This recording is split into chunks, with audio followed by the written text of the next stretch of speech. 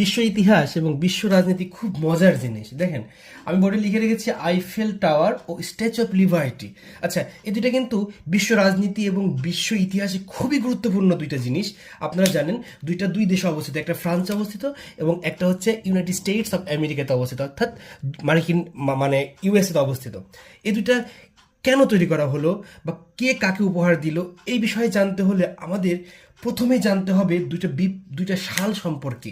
যেমন ফরাসি বিপ্লব খুবই গুরুত্বপূর্ণ। ফরাসি বিপ্লব কত সালে হয়? 1779 সালে।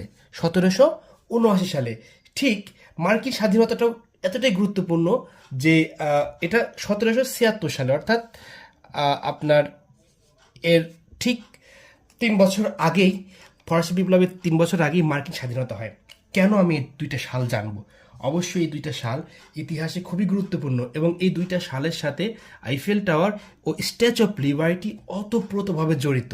ঠিক আছে, তো আমরা আজ এটুকুই জানবো। আমরা আইফেল টাওয়ার এবং স্ট্যাচু অফ লিবার্টি সম্পর্কে বিস্তারিত ভিডিও আমরা কিছুদিনের মধ্যে আপলোড করব, তখন আপনারা ইন ডিটেলস জানতে পারবেন। ঠিক আছে, যদি আপনারা জানতে চান অবশ্যই কমেন্টে জানান যে Eiffel tower, statue of liberty, ফরাসি বিপ্লব, মার্কিন স্বাধীনতা সম্পর্কে যদি জানতে চান ভালোভাবে এবং লং ভিডিওতে, অবশ্যই জানাবেন। ধন্যবাদ সবাইকে।